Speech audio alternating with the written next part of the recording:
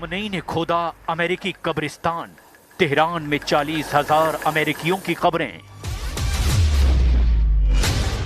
28 दिसंबर 2025 से आज तक ईरान ने साबित कर दिया है कि उसने ईरान के अंदर और ईरान की सरहदों पर दोनों जगहों पर दुश्मनों के हमलों और साजिशों को अब तक नाकाम साबित कर दिया। ईरान के दरवाजे पर 1,32,000 वजनी अमेरिकी विमान वाहक boat USS Abraham Lincoln Iran पर हमले की हिम्मत नहीं जुटा पा रहा। जो राष्ट्रपति डोनाल्ड ट्रंप 11 जनवरी से 13 जनवरी 2026 के बीच ईरानी प्रदर्शनकारियों की मदद करने का भरोसा दिला रहे थे, वो ट्रंप अब रफू चक्कर हो चुके हैं। जो इजराइल ईरान के परमाणु ठिकानों के चीथड़े उड़ाने का प्लान बना चुका था, उस बेखौफ, बहादुर और निडर इजराइल का एक भी लड़ाकू जेट या मिसाइलें अब तक ईरान की सरहदों को छूने की हिम्मत नहीं जुटा पाया है। आखिर जिस ईरान पर जून 2025 में 12 दिन तक अमेरिका और इजराइल ने हमले किए थे, उस ईरान से टकराने की हिम्मत अब अमेरिका और इजराइल क्यों नहीं जुटा पा रहे हैं? वॉर एक्सपर्ट्स का दावा है कि ईरान ने पिछले हमले से सबक लेते हुए इस बार ऐसे पलटवार की तैयारी कर ली है कि अमेरिका की 1000 टॉमहॉक मिसाइलें और इजराइल के 300 लड़ाकू विमानों के हमले ईरान पर बेकार साबित हो सकते हैं। ईरान इस वक्त फिदाइन या आत्मघाती फॉर्मेट में जंग करने जा रहा है। पूरा ईरान वॉर मोड में है। ईरानी संसद के स्पीकर से लेकर सुप्रीम लीडर अली खामनेई तक चीख चीख कर अमेरिका और इजराइल को जंग के लिए ललकार रहे हैं। ईरानी मीडिया ने दावा किया है कि सुप्रीम लीडर खामनेई के आदेश पर तेहरान के नजदीक मौजूद सबसे बड़े कब्रिस्तान में अमेरिकी सैनिकों की कब्रें तैयार कर ली गई हैं, जिसमें अमेरिकी सैनिकों को मारने के बाद दफनाया जाएगा। कुल मिलाकर ईरान ने अपनी जंग की ताकत और तेवरों से ट्रंप के हौसले और इरादों को झकझोर कर रख दिया है। लेकिन तेजी से बदलते इस घटनाक्रम की शुरुआत हम करते हैं ईरान की जंगी तैयारियों से, जहां अब पूरा ईरान मरने और मारने पर उतारू है। अमेरिका इजराइल में सन्नाटा, तेहरान में अमेरिकी कब्रिस्तान।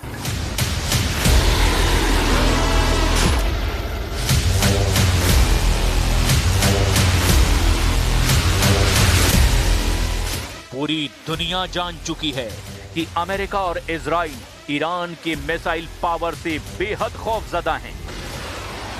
जहां ट्रंप लगातार ईरान से बातचीत की रट लगाए हुए हैं, तो वहीं ईरान बार बार एक ही बात दोहरा रहा है कि हमारी 3000 मिसाइलें और हजारों ड्रोन अमेरिकी युद्धपोत अब्राहम लिंकन को अरब सागर में डुबो देंगे। 31 जनवरी से 1 फरवरी के बीच ईरान की टॉप लीडरशिप ने भी अमेरिका से आर पार की जंग का ऐलान कर दिया है। सभी कमांडरों को ईरान ने हमले की जिम्मेदारी सौंप दी है। किसी भी स्थिति में अगर ईरान के टॉप लीडरशिप अपने कमांडरों से संपर्क नहीं कर पाती, तो ऐसी स्थिति में कमांडरों को पहले से दिए गए आदेशों के तहत अमेरिका और इजरायली अड्डों पर अंधाधुंध हमले के आदेश दिए गए हैं।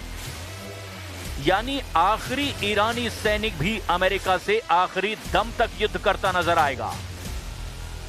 हम आपको यह भी बताएं कि ईरान ने बाकायदा तेहरान के पास अमेरिकियों के लिए कब्रिस्तान में कब्र खोद कर तैयार कर ली है, जिससे पता चलता है कि ईरान के सुप्रीम लीडर अली खामनेई के इरादे कितने सख्त और खूंखार हो चुके हैं।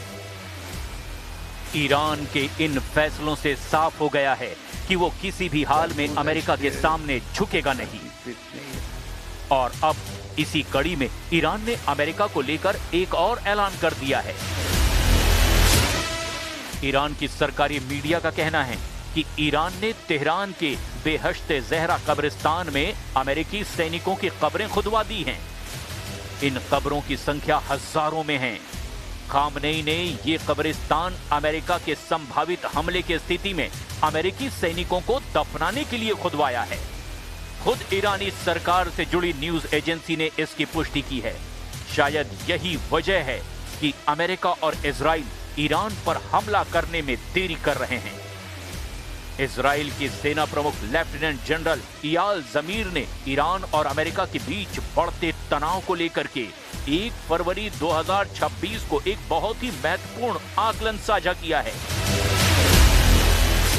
इजरायली सेना प्रमुख जनरल इयाल जमीर ने दावा किया कि अमेरिका अगले 2 सप्ताह से 2 महीने के भीतर ईरान पर सैन्य हमला कर सकता है। उन्होंने स्पष्ट किया कि अगले कुछ दिनों में तत्काल हमले की संभावना कम है, लेकिन तैयारी पूरी है।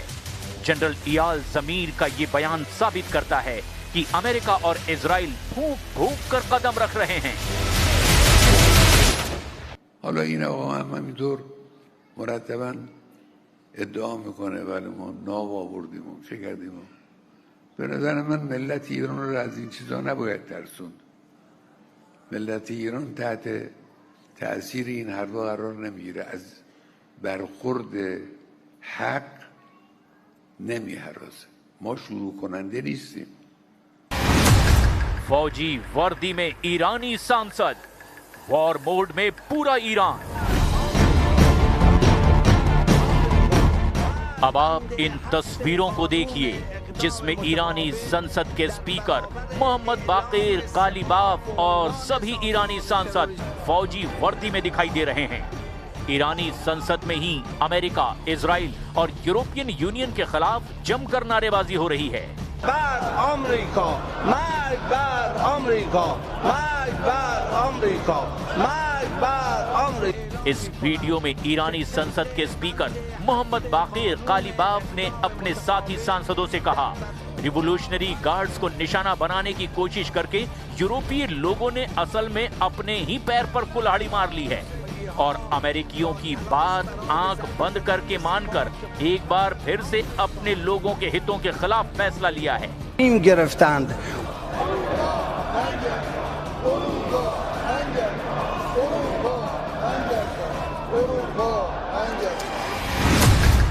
60 अमेरिकी अड्डों पर हमले की तैयारी, खामनेई ने दिया आखिरी आदेश। ये बात अमेरिका और इजराइल अच्छी तरह से जान चुके हैं कि अगर ईरान पर हमला किया तो ईरान का पलटवार बहुत व्यापक और विनाशकारी हो सकता है। इस वक्त ईरान को रूस और चीन से सैटेलाइट और खुफिया जानकारियां मिल रही है, जबकि अरब सागर में मौजूद चीनी युद्धपोत ईरान को अमेरिकी युद्धपोत अब्राहम लिंकन की पल पल की खबरें दे रहे हैं। बंदर अब्बास जैसे ईरानी बंदरगाहों वाले इलाके पर अब 1000 से ज्यादा आत्मघाती स्पीड बोट हमले को तैयार हैं।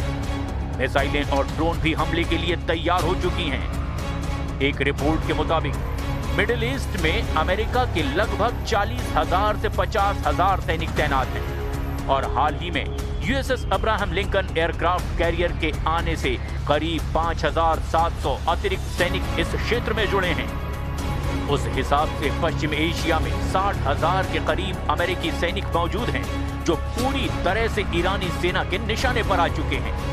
कतर में 10,000, कुवैत में 13,500, इराक में 2,500, यूएई में लगभग 5,000, सऊदी अरब में 3,000 के करीब, जॉर्डन में 3,000, सीरिया में 900 अमेरिकी सैनिक ईरानी सेना के निशाने पर हैं और इन्हीं सैनिकों की खबरें खामनेई ने अब तेहरान के पास कब्रिस्तान में खुदवा दी हैं। ईरानी सैन्य कमांडरों और अधिकारियों के बयानों के मुताबिक यदि युद्ध छिड़ता है तो उनके प्राइम टारगेट वो अड्डे होंगे जो ईरान की सीमाओं के सबसे करीब हैं। अल-उदीद एयरबेस कतर, क्योंकि यहां से अमेरिका के सबसे खतरनाक लड़ाकू विमान और बॉम्बर उड़ान भरते हैं, ये ईरान की बैलिस्टिक मिसाइलों का पहला निशाना हो सकता है। 5वीं फ्लीट बहरीन, ईरान अपने स्मार्ट मिसाइलों और सुसाइड ड्रोन से फारस की खाड़ी में खड़े अमेरिकी युद्धपोतों को निशाना बनाने की धमकी दे चुका है। ऐन अल असद इराक, इतिहास गवाह है कि 2020 में कासिम सुलेमानी की मौत के बाद ईरान ने सीधे इसी बेस पर मिसाइलें दागी थी।